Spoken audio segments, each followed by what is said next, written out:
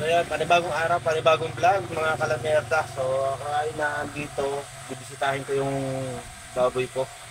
So pupuntahan ko rin yung paglalagyan ng aking baboy or piggery na pinaayos.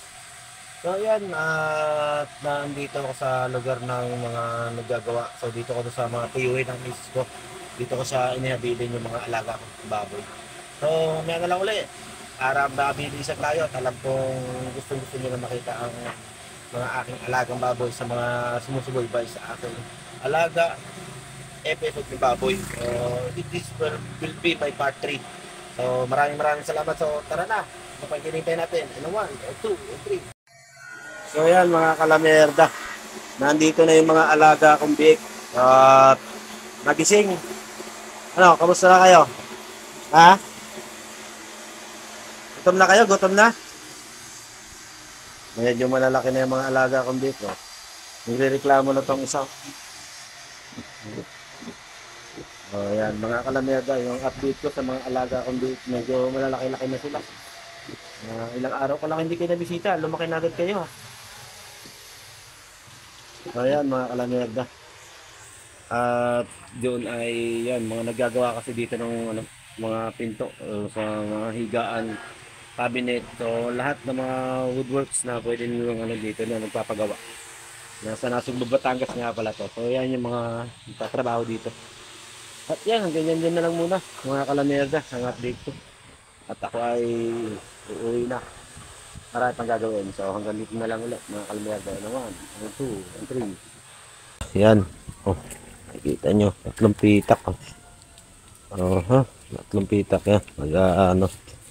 So, yan yung update sa sa aking piggery na pinagagawa. So, yung lugar, papansin nyo, sa may parang tabi ng ilog na ilog ba yan? Or ano?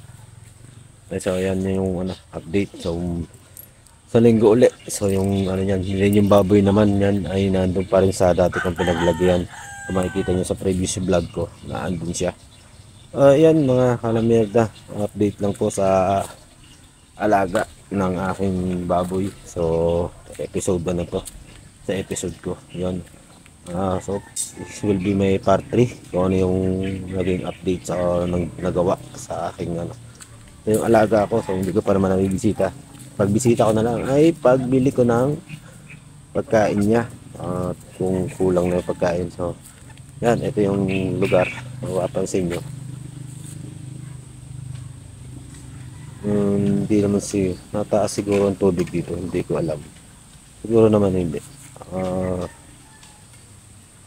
Yun na lang update sa mga parang kawayan to. So pumasok lang ako sa binisita ko lang yun at babalik na lang uli ako sa mga kalamerda.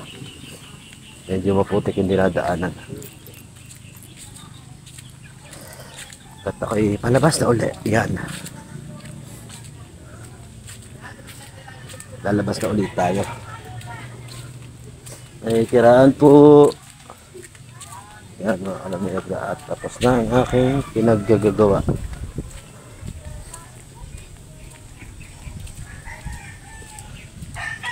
At yan, dito na.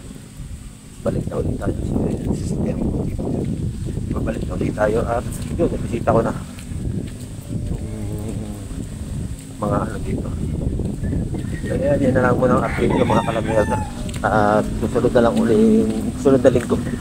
Yan, maraming salamat. At ako ay maraming salamat po sa lahat ng mga followers ko at sa mga subscriber ko dyan. So i-follow na lang po ako. Maraming salamat po ulit. Kung di po dahil sa inyo, hindi po tataas ang views ko. Wala ko ang page ko at saka ang YouTube channel ko kundi dahil sa inyo. So anyway, ito na lang po muli. La Mierda at yourself. 1, 2, 3.